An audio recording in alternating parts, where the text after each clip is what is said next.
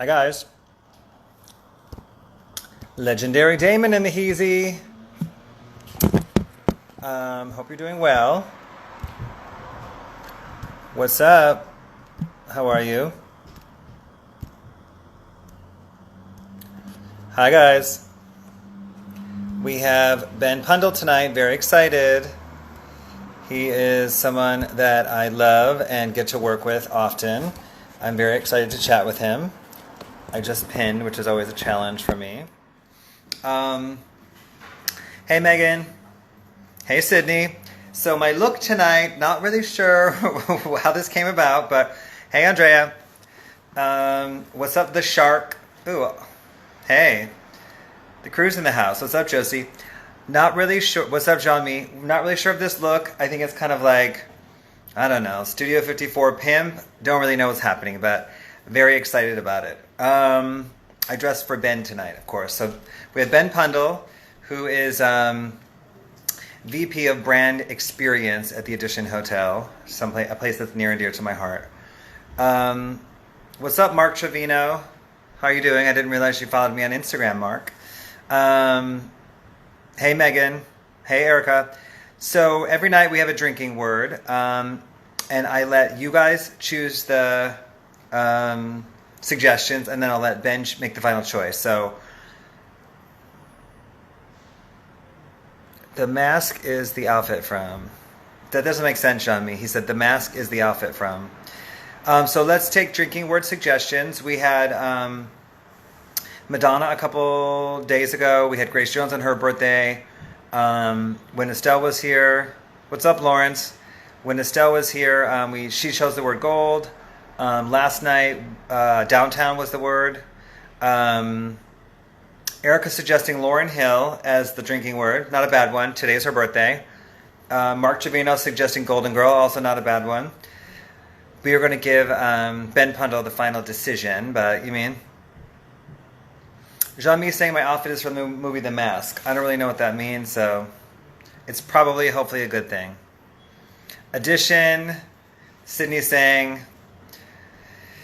and this is my 56th night in a row, hey Chandra, of doing Legendary Talks. Legendary Talks is George for the word. George what? It's my 56th night in a row of Legendary Talks, and Legendary Talks is something I do every single night of the week until the pandemic is over, and it is just, me interviewing my cool friends about nightlife and culture, but it's really turned into kind of like a history lesson of New York in the 90s and 2000s in culture. You mean? I really like it. Thank you, Josie. What's up, Crazy Legs? Legendary Crazy Legs. Yes, it's showtime. My Swiss Beats voice. It's showtime. So yeah, 56 episodes in a row, not stopping anytime soon. I have DJ Ruckus tomorrow. Ben is joining now, perfect. I have DJ Ruckus tomorrow and Joy on Thursday, which I'm very excited about. About to welcome legendary Ben Pundole. Oh, hi Ben. look at you, beautiful as always. First of all, it's all for you. I dress absolutely for you, Ben. You look amazing. How are you feeling? I expected nothing less. Am I too dark? I'm too dark, aren't I? Am I too dark? Yeah, you're a little dark. Give me one sec. No problem. We're not in a rush here. What's up, Damon DeGraff? How are you? Damon, you have to do this with me. I'm going to hit you up this week. You definitely have to do this with me. What's up, V? Of course Damon DeGraff has to be on your show. Of course. Yes, he does. I've seen it all. Well, our birthdays are one day apart, and everyone has been confusing us on emails for about 2 decades, like trying to book DJs. When's your birthday? Say again? March 14th. I think he's March 12th. Right at the beginning of lockdown. Yes, exactly. I was actually the first day of lockdown. I was here in LA. How are you feeling though, Ben? I'm feeling good. I had a bit of a conundrum a few minutes ago. I thought, what on earth do you wear for Damon? And I just thought I'll put on my favorite pair of pajamas. So good. But I always say, I'm me, you're you. We can all be, everyone. As long as everyone's being themselves, they look fabulous to me. That's my philosophy. Look at this, Alex Julian. Look at that. Thanks for joining, George. Hi. Legendary. Firstly, I've just got to say thank you so much for doing this, because I think I just caught you when you said you do 56 in a row. 56, correct. That's incredible. And you've had some amazing people, some incredible chats. Fabrizio was one of my favorites. Don't ask me why.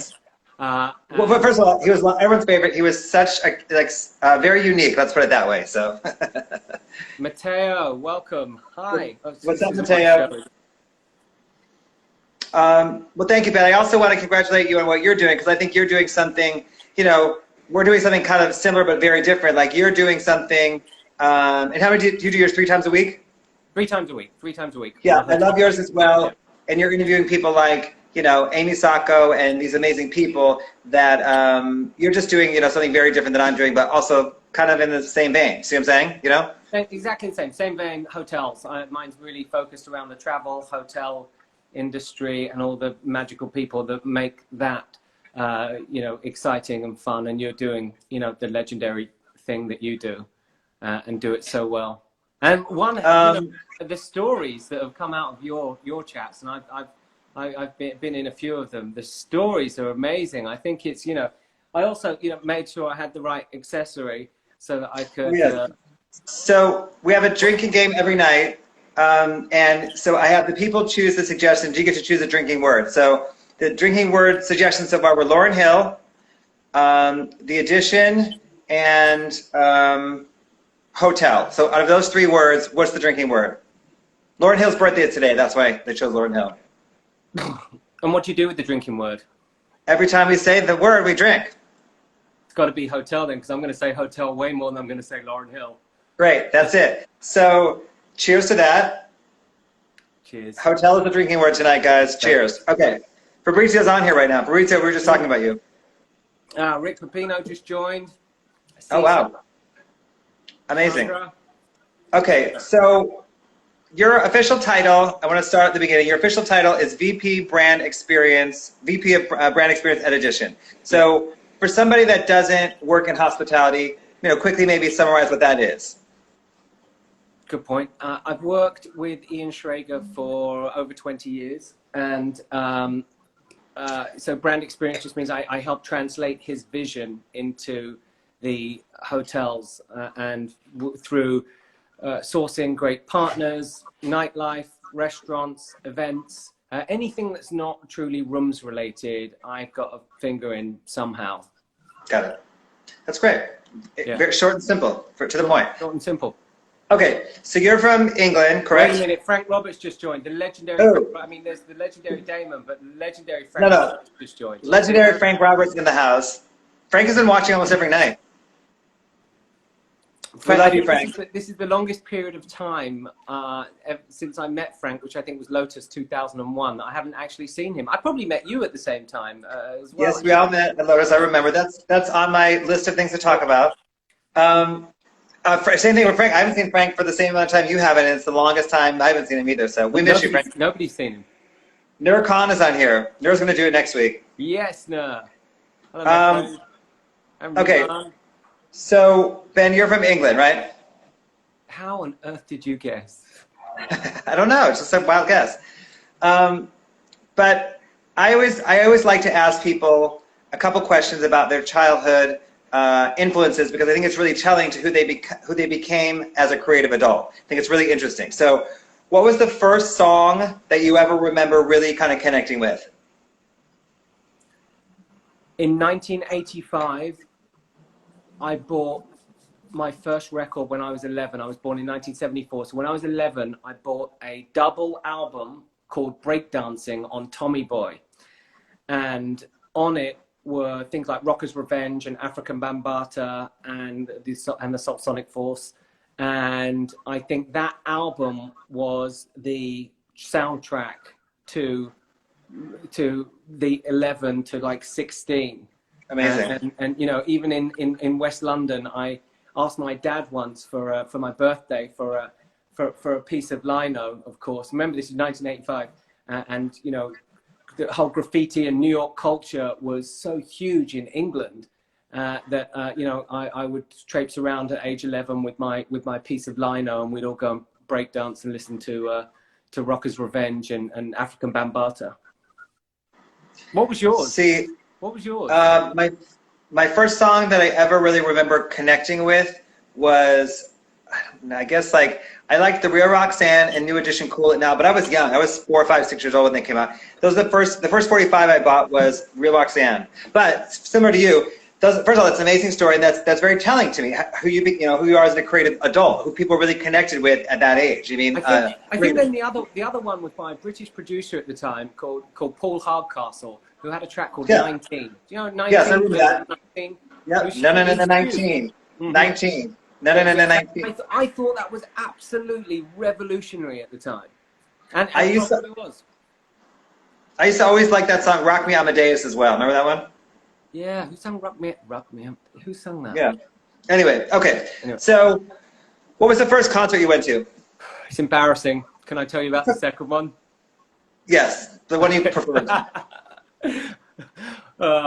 You know, it's so funny because I think you asked Fabrizio this and he said The Cure, and I'm like, fuck, I wish mine was The Cure. Mine was actually a crap kind of hair rock band called Status Quo when I was like 12 and my friend's dad took us. Have you ever heard of them?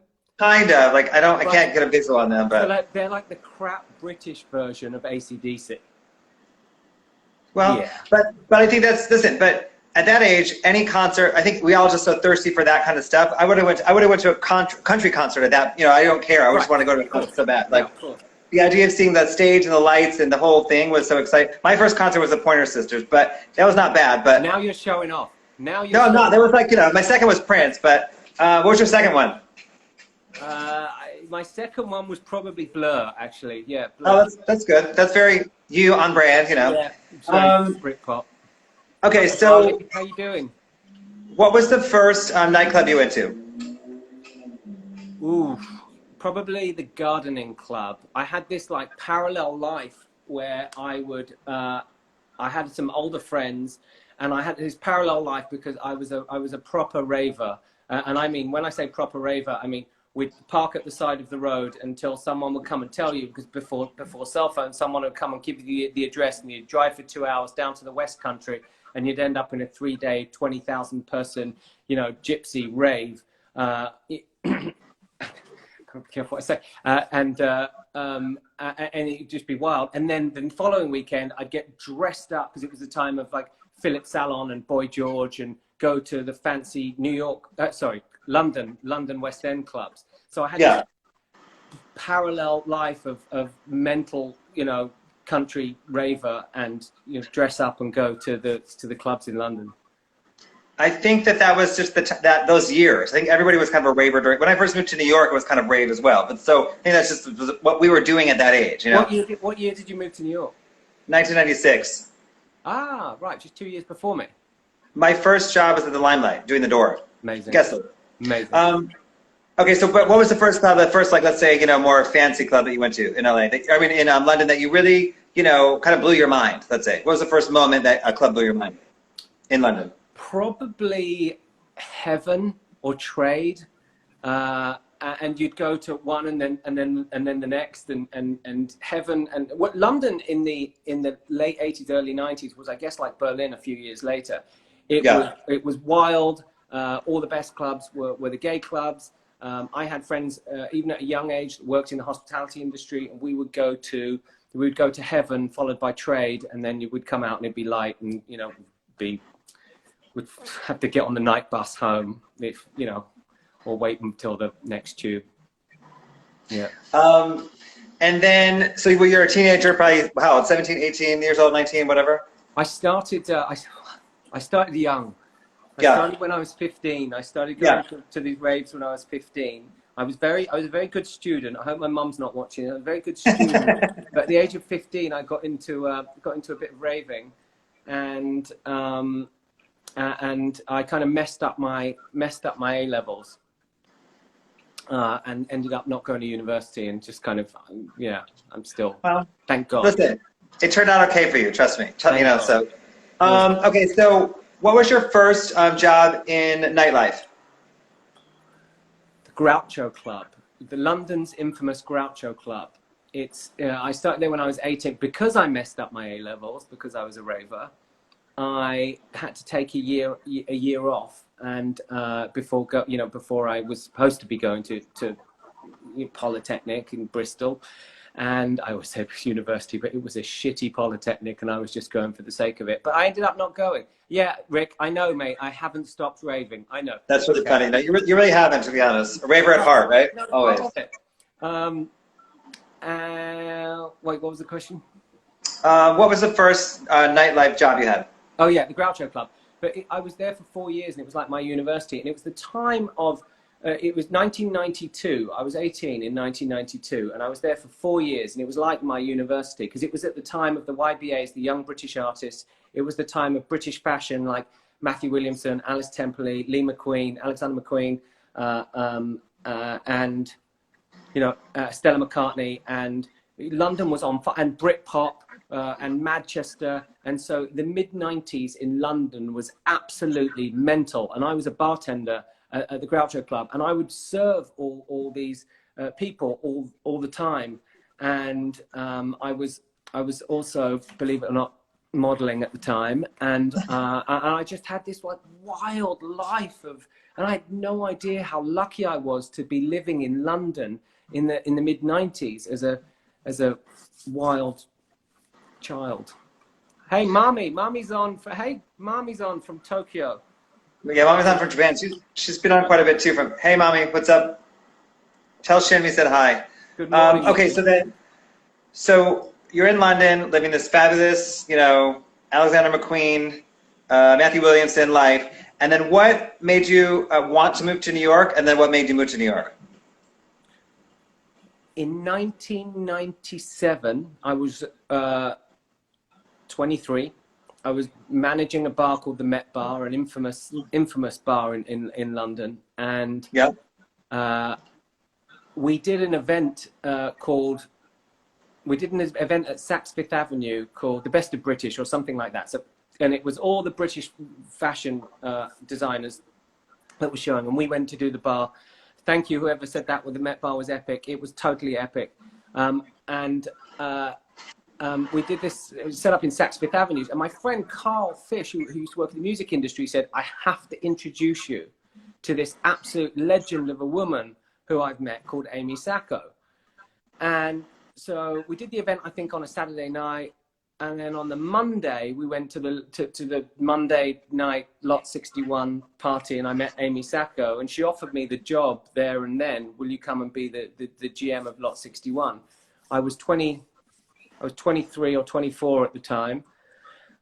I was 24 at the time, and Amy was, she sorted it all out for me, got me an apartment in Chelsea on 22nd between 9th and 10th, and I moved to New York on December 14th, 1998, and it was freezing, and I had my ass handed to me because I was like this superstar kid in London, and I came to New York and nobody gave a shit about me. Oh my God, that's brilliant. And I worked my ass off for Amy Sacco, and it was a wild year of doing that. First of all, I had no idea that's how you ended up in New York. I had no idea. So, first of all, shout out to Amy Sacco. What a visionary, Sacco, right? Exactly. See, Tansy, that's my fiance. They're saying, "God bless Amy." That's exactly right, Tans. Yes, exactly. Thank you, Amy, for giving us Ben. Okay, so did you start? You start from the beginning, and you started from the opening. Lot 61. No, about 8 months in. Okay, got it. So, so you're in New York, you're working with Amy Sacco, Lot 61 is the hottest place on the planet, and what's that experience like for you? Really, really hard work, because it was the time of, Richie Akiva and Jusky and Sean Magruder doing that amazing Monday night. It was like nothing I'd ever seen. There was this massive, if you remember, that massive Damien Hirst that was completely uncovered, so people putting their hair gel on the Damien Hirst and chucking tomato ketchup over it. And then I had to deal with people like JayZ and Puffy, who was like totally new to me, because it was the late 90s, and they were the biggest superstars in the world. And but they're also new superstars. They had become superstars around the last 2 years prior to that. Because I remember too, JayZ and them coming to the club, and they were like not superstars, and then a year later they're superstars. I remember right about that time too. So, yep. I used to do a Cheetah, and JayZ would come sometimes back in the day, and he would have too many guys with him. I'd tell him, you know, you can come in with 3 guys, he'd be like, okay. And then a year later, he was a superstar. And there's no telling him no. Like, so, you know. Right. And Allison you Melnick. didn't tell Puffy no. You didn't tell Puffy no because there was always No. a problem. Yeah, that's true. Allison Melnick did the door, remember? Yeah. Yeah. I saw Alison on here the other day. Yeah, I bumped into her in LA. I hadn't seen her in years. There was some characters. Yeah, that party was I'll tell you amazing. who did the door. It was Alison and Sherry. Yeah, Sherry, exactly. Sherry, also a legend. But Henry told me something when he was on here, which I didn't know. He's the reason that you came. No, you're the reason he came to London. I mean, to LA. I mean, wait a second. Henry told me that you are the reason he came to New York. From where? From London. London, I think. That's right. Yeah. From London. Yeah. That's right. Yeah. Yes, I hired him to do the door at Lot 61 in 1998 or 1999. Yeah. And he came because of you. You came because of Amy. He came because of you. And look at, listen, 20 years later or whatever, you mean? We're all connected. Amazing. We're all connected. So, how long did you work at Lot 61? 1 year at Lot 61. And then I got an exciting opportunity that I couldn't say no to. Okay, wait, before we go there, hold on. So I remember meeting you at Lotus with Frank. I think Frank knew you, and Frank introduced us. But I remember you coming and having a great time at Lotus. I remember you coming a lot and having a really good time. I used to love Lotus because it was so unlike anything in England at the time. You know, yeah, this kind of lounge culture. I guess England didn't have that. England was either, you know, nightclub with like, yeah, Riri, exactly. Table 1. I think that must have been where I met Irina as well. You know, England at the time was like, you'd either go to a bar and get pissed, or you would go to a, you know, club or a rave and, you know, be like English boys with their shirts off on 4 pills. And, you know, it was just a very different thing. So when Lotus came around, and Lot 61 even, it was a similar kind of thing. It was like a time in New York where the big clubs were kind of fading out a little bit, and that we had this kind of VIP lounge culture. And it was, and Frank, I don't know how I knew. Oh, Frank, I got introduced to by Sarita Tabares. Yep. And I, you know what? One of the reasons that I wish Frank could join this chat, but you know what I used to love is he used to host us at Table 1, or you probably used to host us at Table 1. I was Table 2, he was 1. Oh, is that right? And so Table 1 was us guys. It was the guys that ran the clubs and the guys that, you know, were maitre d's, and, you know, whether it was Kevin King or, you know, we were all there. And then all of a sudden this Sunday night became so popular that we had people like Nas or JayZ come, and Frank was just a legend. He said, well, sure, if you want to sit down, you can come and join us, but I'm not kicking my friends off Table 1. And and that was the best. That was the best thing, because there you were on a Sunday night, the one night we would have off, and we'd be sitting at a booth with JayZ and or Lenny or whomever it was. Yeah. I always say there's a point where the Table 1, 2, and 3 was JayZ, Pharrell, and Puffy for like a year straight. Those first 3 tables. You know? Right. It was brilliant. Okay, so you're leaving Lot 61. Oh yes, exactly. Hotel, exactly. You're leaving Lot 61 for an amazing opportunity, and would you like to explain what that opportunity was? Yeah, well, I'd always been fascinated with hotels. I think that was my my dad had a little hotel in the countryside in England, and I was fascinated by hotels, and I got to know, this is me being the most name dropping you'll ever hear, but I got to know Madonna pretty well when I was in London, and she came to see me one night at Lot 61, and she said, I'm working on a nightclub with a guy called Ian Schrager. Hold on, rewind. How did you get to know Madonna first? I never knew this story, so. Have you never heard this story? No, and Frank told me to ask you, by the way, that story. So, what is it? I got to know Madonna pretty well when I was very young, and she used to come and drink in the bar that I ran called the Met Bar, and she loved London, and this was before she was with Guy Ritchie, and she was dating a guy I knew, and she invited me to LA, and I'd never been to LA. I was 23, and so she you know, a 23-year-old got to know Madonna. She flew me to LA. I stayed at the Mondrian, which blew my mind, and I had dinner with Dolce & Gabbana, And there were about like 12 of us. Dolce & Gabbana, Madonna. I was sat next to Madonna, Andrew, who she was dating at the time, and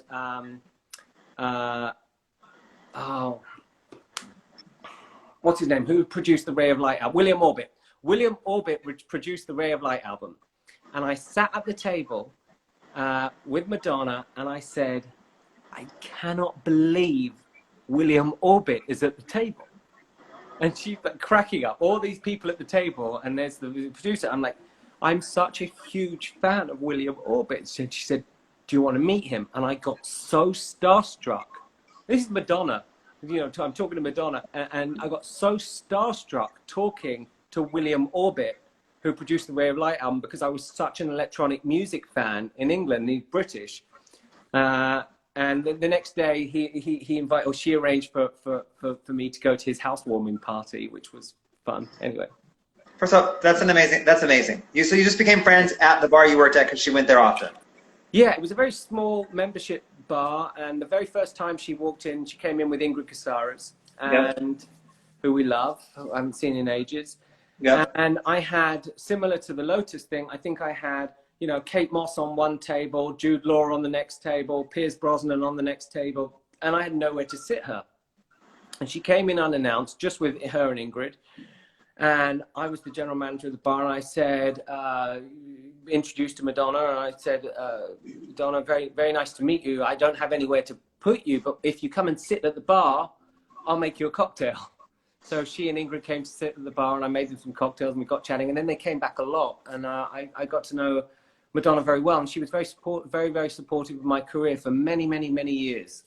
And yeah, we've had some fun. I never knew that. Okay, so that's amazing, like a truly amazing story. That's what this whole Legendary talks are about, stuff like that right there. But, okay, so she recommended you for a job, is that what you're saying? Oh, so she was going to do a nightclub with Ian Schrager in London at what is now the St. Martin's Lane Hotel. There was an old cinema there, and they were going to turn the cinema into a nightclub. And remember, this was probably, I was already living in New York, so this was 1999.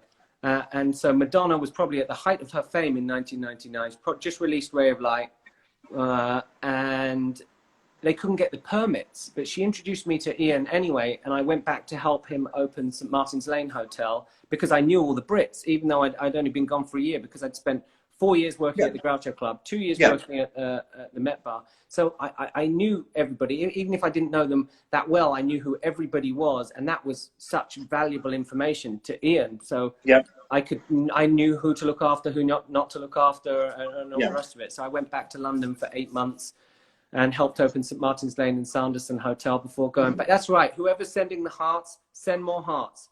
That's right. Put your finger on the heart, send more hearts. Look at what Legendary Damon is wearing. No hearts? God, you guys suck. It's fine. I want to hear more about this. So Madonna, you, St. Martin's Lane. I didn't know you opened St. Martin's Lane. The first time I went to London was, I think, that year in 1999, and I went there. So amazing. Okay, so you did that, and so you met with Ian about the hotel first. I mean, the club first, or about how did that come about? I was Ian's runaround kid for 6 or 7 years. So I did everything from introduce him to people. So I was technically a bar manager, but I would also introduce him to people and you know, do what we do.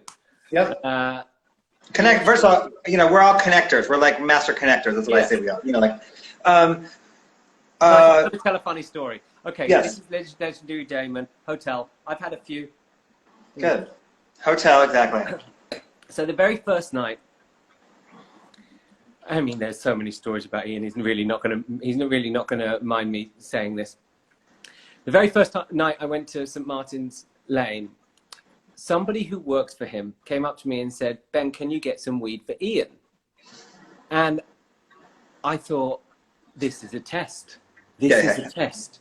If I do, I could be fired. If I don't, I've got no credibility. Like, what do I do? Do I get the weed? Don't I get the weed? Do I get the weed? Don't I get the weed?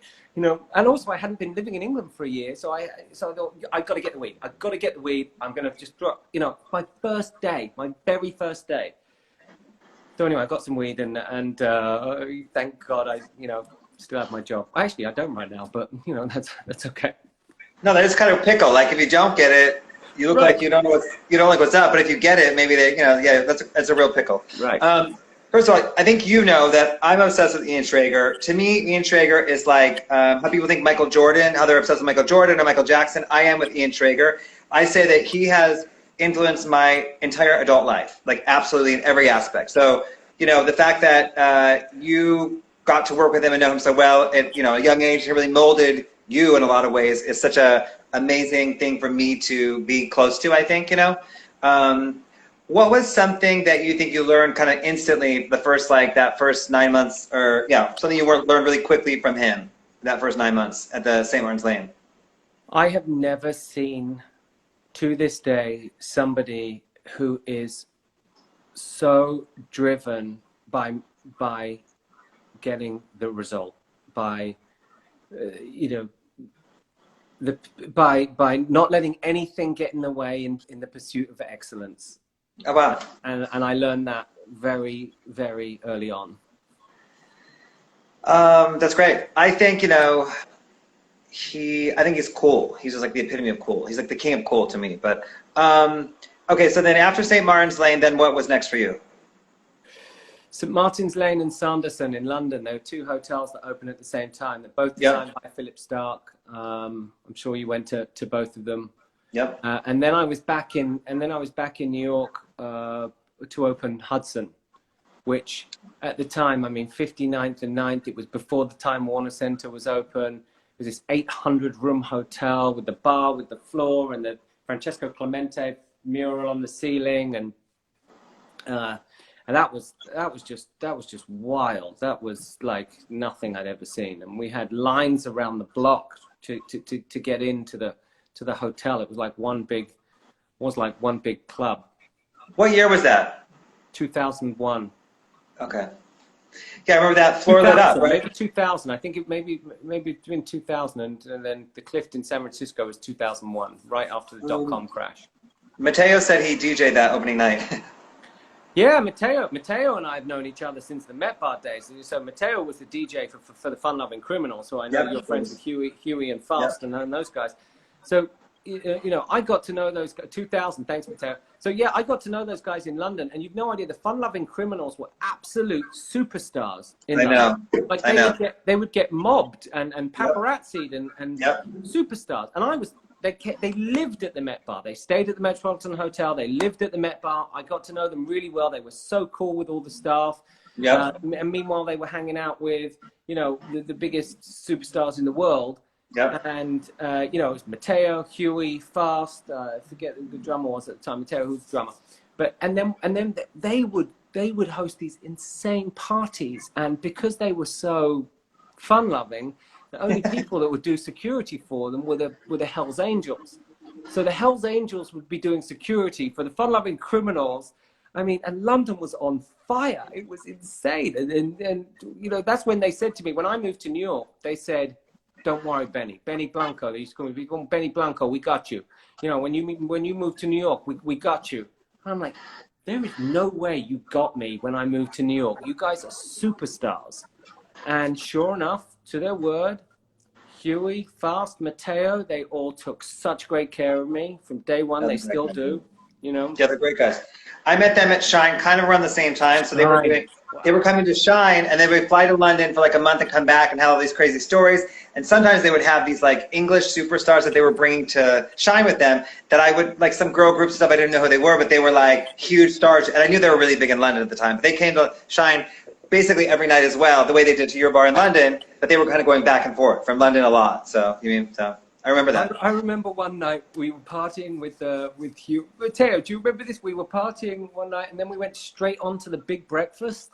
And John McEnroe who was out partying with us, was whacking tennis balls into the crowd at the big TV show. Anyway, wild. I tell most people, not everyone, I tell most people on this show, you should definitely write a book. Not now, but definitely, think about wrapping your head around writing a book for sure. Just think about it. So everyone's like, I don't want to do it. Okay, so you did Hudson, and then how long was Hudson for you, and then what was next after that? Hudson was a couple of years, but I was back and forth to the Clift in San Francisco. We opened a hotel in San Francisco. Yep.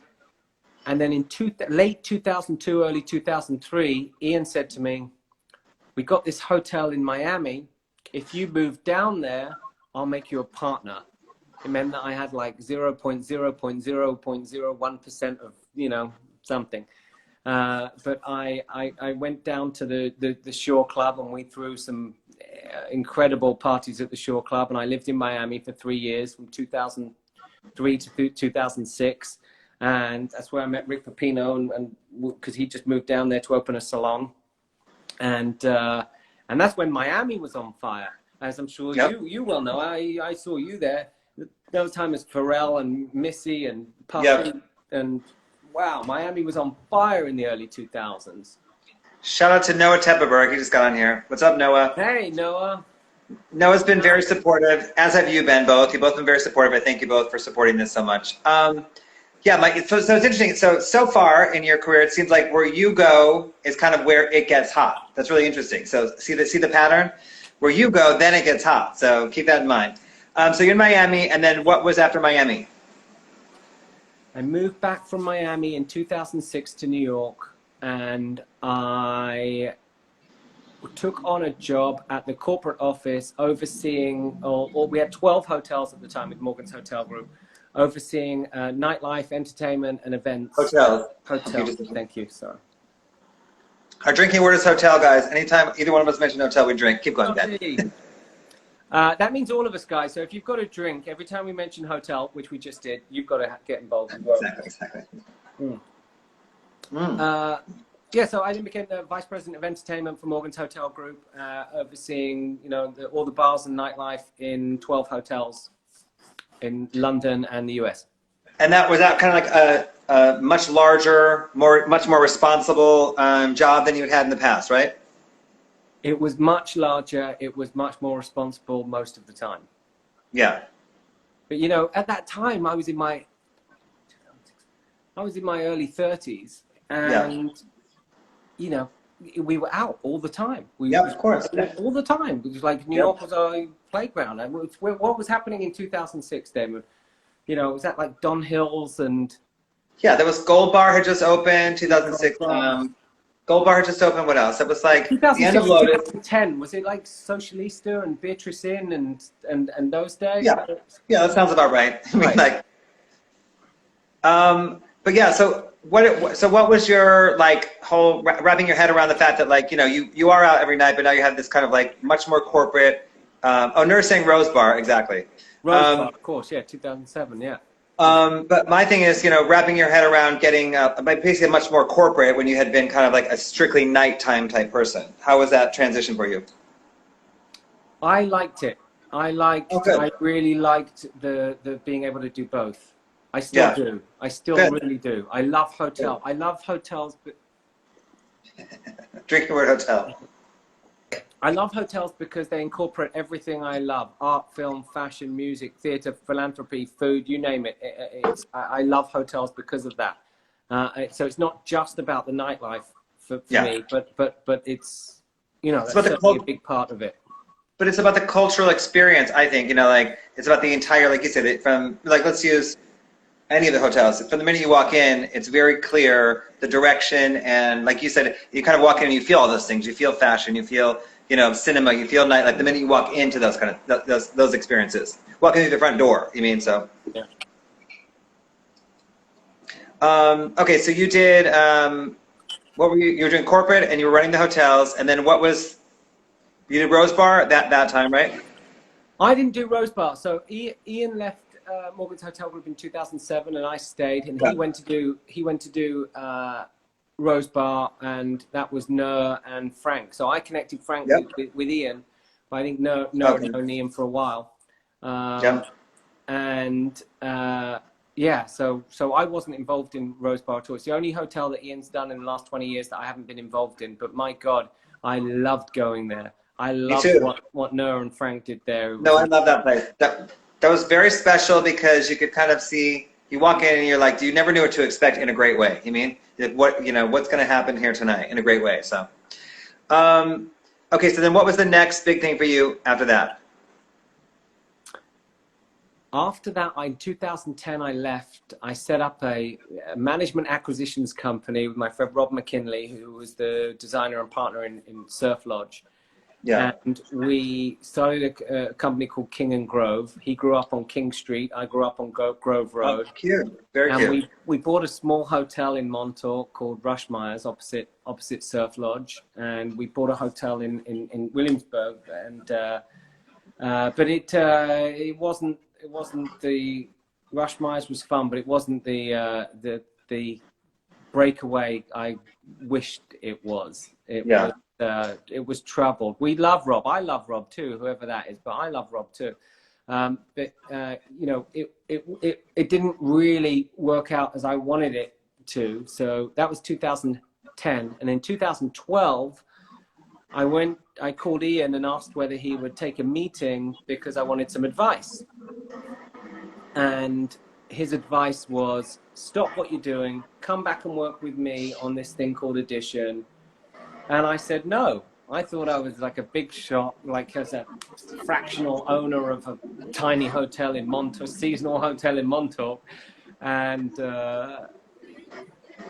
anyway, the one thing that you don't say to Ian Schrager is no.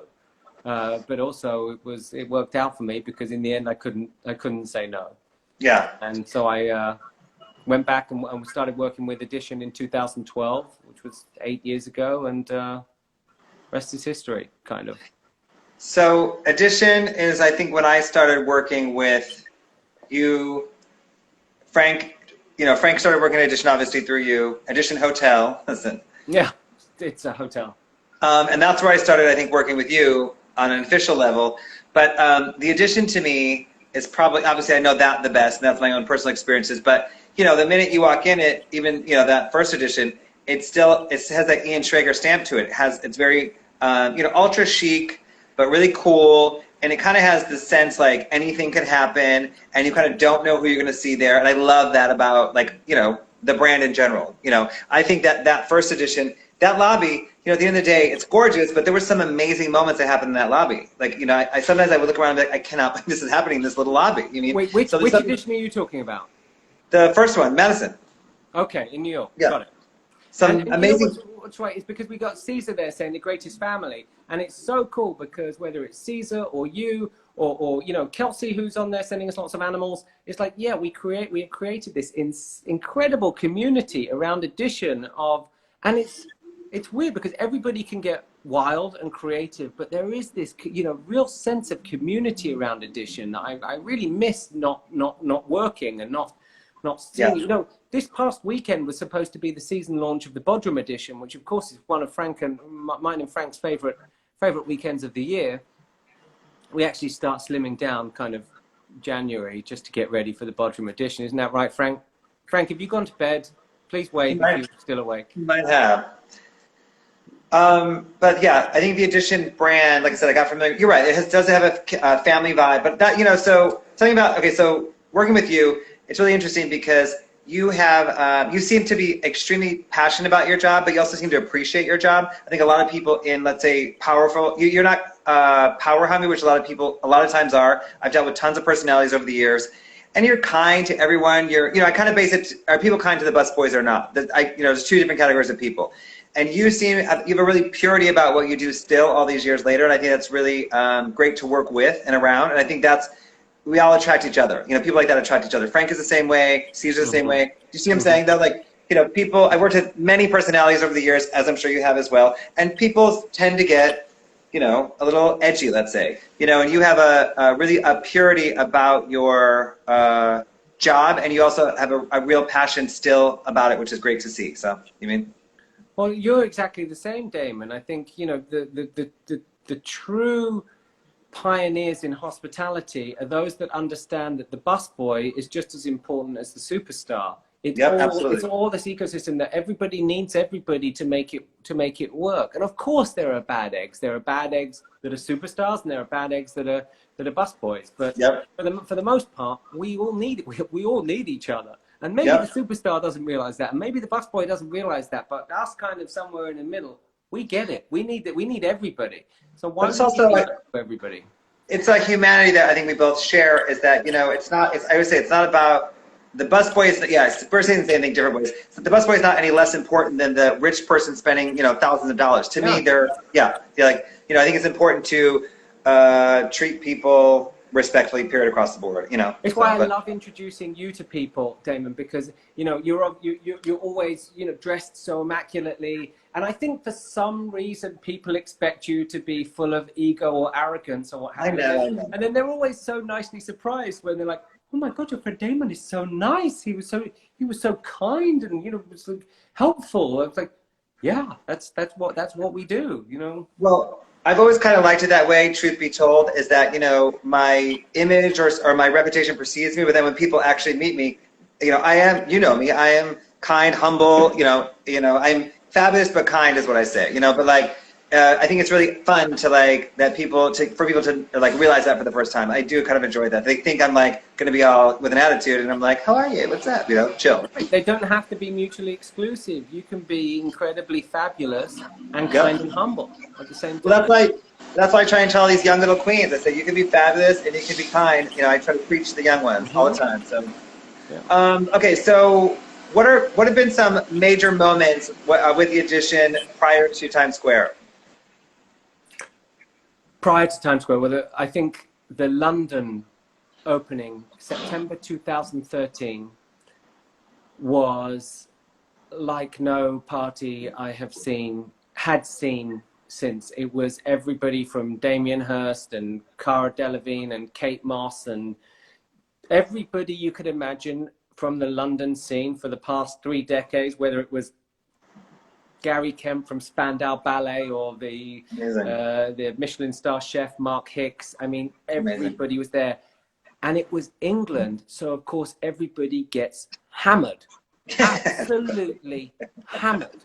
That's so funny. And I think it was a bit of a shock to Ian as well. And of course, I'm the guy that's responsible for, you know, introducing him to certain people. And I loved getting Damien Hirst and Ian Schrager together because they're kind of somehow the same person in lots of ways. And but that was one hell of a party. Every time we launch an edition, there's stories. Well, yes, I agree with you on that. And that brings me to the Times Square launch, which is the first launch I'd ever done with you guys. And Frank was like, you know, telling me about it, you know, we're going to do this, this, and this, and kind of thing, give me the head, you know, I think you and I talked quite a bit. And I had not ever done it before, so I was really excited, obviously, to be officially working with Ian Schrager. It's like a huge honor for me. But so I got to the hotel in New York, and it was like the minute I got there, it was engulfing. I just kind of got sucked up into it, and it's insane because the launches are so massive and so big and just so unbelievably amazing. There's nothing like it in the whole world. I mean, the Times Square obviously was like, you know, Diana Ross, Chic, Lauryn Hill, Q-Tip. House of Yes, that 300-person dinner, which to be honest, I don't think I've ever seen a dinner ever that big or fabulous like that. That 300-person launch dinner, it was just the most engulfing. And Delevingne and Kendall Jenner. And, yes, everybody. It was like it was old, it was young, it was new, it was everything that you'd want in anything. And to be that cool in 2020 is sometimes challenging. And I was kind of blown away. But it was also those things where people were saying like, oh, we need you to host this cocktail party at 7 o'clock tonight. I'm like, okay. And we also have to do, you have to do this thing at the restaurant at 9, but we're also doing the lunch. It was like things were piling things on. Frank and I barely even talked because we were all working so much, but it was amazing. To be honest, it was such an amazing experience for me. I was pretty blown away. But you were at the front for Diana Ross, weren't you? Correct. First of all, where else would I was in the front row and center. Absolutely. So. Yeah, I'm still pretty jealous about that. I think I saw it for a second. You know, for a second, I'm not. Wait, I'm seeing right here. That's the thing they sent to, you know, Ian sent that kind of like sculpture thing. That's right here. So from the time, So also something amazing happened for me that week. So it was the week of my birthday, and you know, I think you and Frank both know that I'm obsessed with Ian. So I was having dinner, a birthday dinner, and Frank goes, Ben wants to talk to you like on the 7th floor. Can you go downstairs? I'm like, sure. So you said, come with me. And you said, Ian, this is legendary Damon. So we got to talk and meet on my actual real birthday. You didn't know it was my birthday, just the timing of it all worked out. And then Caesar happened to get a video of the whole thing. It was a pretty long conversation. And Love is the Message is playing in the background. It could not have been a better moment for me because he was exactly what I wanted him to be. He was like very engaged. You could tell he really likes interesting people. Cool. He was just very, I think, engaged, and we had a long, cool conversation, and it was kind of amazing for me on my actual visit. He loves nightlife people. I could tell. Because he loves the creativity, and also clearly he is one of them, was one of them, and he loves people that are connectors. You know, he doesn't. The operations people, they're operations people. You can get another operations person, but you can't get another personality like you. There is only one you, legendary Damon. Thank you. There is. I agree. But he made me feel that way in a really amazing way. I was really, just kind of blown away at how engaged he was and how cool he was, to be honest. So. And he never forgot you. He forgets everybody, and he never forgot you. I mean, why would you? But I'm honored, but I'm not going to say. That's awesome. Thank you. Who has kind of blown you away? Who you gagged over that you met, like in this on these experiences? Have you been like, oh my God, I cannot believe I'm talking to this person? Good question. Good question. Who's blown me away? Who is really, I think many years ago I met all my heroes. And I don't mean to sound arrogant, but whether it's the Madonnas or the De Niros or whomever, I met them all at a young age. And so as I got older, I started really, really admiring and respecting so much the people I worked with who make all the magic happen. You know, you are a legend, clearly. The people from House of Yes, Anya and Kay, I think they are absolutely brilliant. Some of the chefs we work with, Frank Roberts, my brother, who I, just absolutely admire. So, that shifted for me. You've always got to be careful about meeting your heroes, and I'm sure you know that, and I'm sure, and I know that you've met Prince and been on stage with him and all the rest of it. And so you've got to be, and at a very early age, I knew all the guys in the equivalents in England. God, I'm sorry if I could even say there's equivalents in England, but people like Massive Attack and Jamiroquai, I was on stage with them at festivals when I was very, very young. And so I kind of met all my heroes, and now my heroes are all the guys that make it happen. Interesting. Because I think and doing these talks that I've been doing, I've met some amazing people through the talks, through these live things. I'm very inspired by.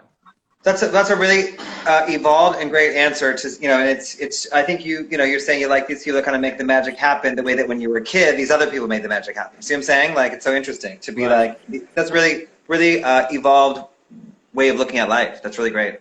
Damon, okay, you got people shouting at you here saying, "What's up? What's up, guys? What's up? How are you? Having a great time talking to legendary Ben Pundole about all things hotels." Mm-hmm. Hotels. So what do you want to talk about? A hotel life. Explain that a bit. Yeah, Hotel Life was a website that I set up in 2013 because nobody was talking to young people, dare I say millennials, after the economic downturn of 2009. So 2009, people were finishing college and having to move home because there were no jobs. And by 2012, people had got jobs and they had enough money to go traveling again. But nobody was talking to them. There was a Condé Nast Traveler at the time was terrible. It's brilliant now. Travel and Leisure was dreadful. Departures, they were all aimed at the 50 plus something. So I started a website where me and my friends became the hotel reviewers because we were traveling. There were chefs and they were writers and artists and models and musicians. And we became the hotel reviewers. And threw a party at Acme, downstairs at Acme, and a bunch of fabulous people came, and then the next week the New York Times did a big article on it, and suddenly it became this go-to website for young people to check out great hotels, and so check it out at hotellife.com. Yeah, thank you. Wine. Okay, so some fun questions. What is your go-to song at a party? If you hear a song, you hit the dance floor. This song every time. Right now, I think it's got to be Peggy Goo. I know that's so typical, but for the last couple of years, that song comes on. Yeah. Good. And then, if you could go to dinner with 4 people, dead or alive, who would they be? Oh, that's a tough one. We're talking about cultural icons or cultural for you, people that would excite you. David Bowie. David Bowie, definitely. Great one. Great one. David Bowie, Prince. Great. And then me and Tansy. Well, no, you guys don't count. 2 more. Okay. You guys... we don't count. So now I've got another 2. All right. Yeah, David Bowie and Prince. And then maybe Elon Musk to spice it up a little bit. And then like a gaggle of pretty girls. Does that count as 1? No, 1. Give me 1. 1 more.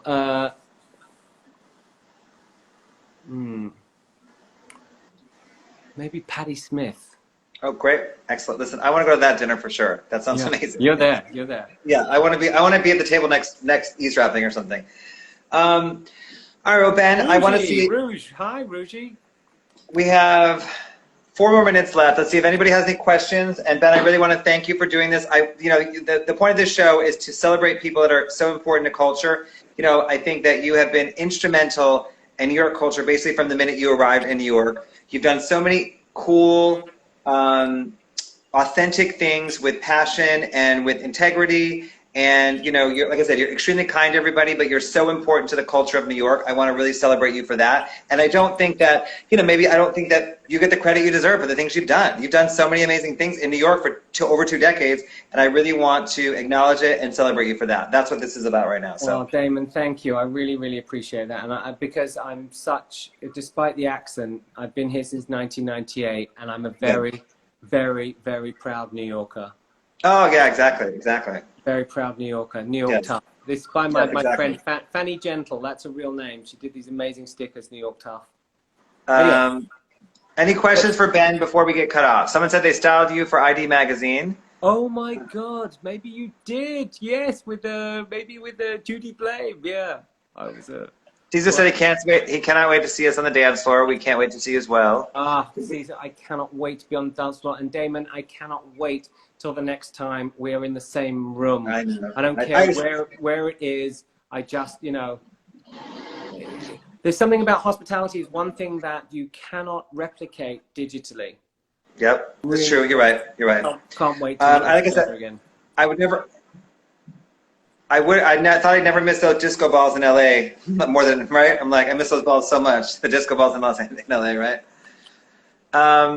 Okay, anybody want to shout out, Ben? Anything you want to say before we wrap it up? Me? Yeah.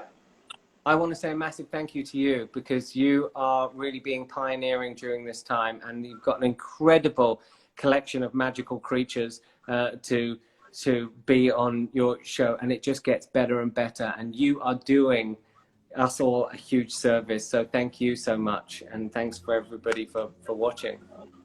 Thank you. I really appreciate it, Ben. I love you. Best to y'all. I'm so excited, like I said, to see. We're going to do some great things in the future. I can't wait. Absolutely. Okay. Bye, Ben. Thank you. Bye. See you. Legendary Ben.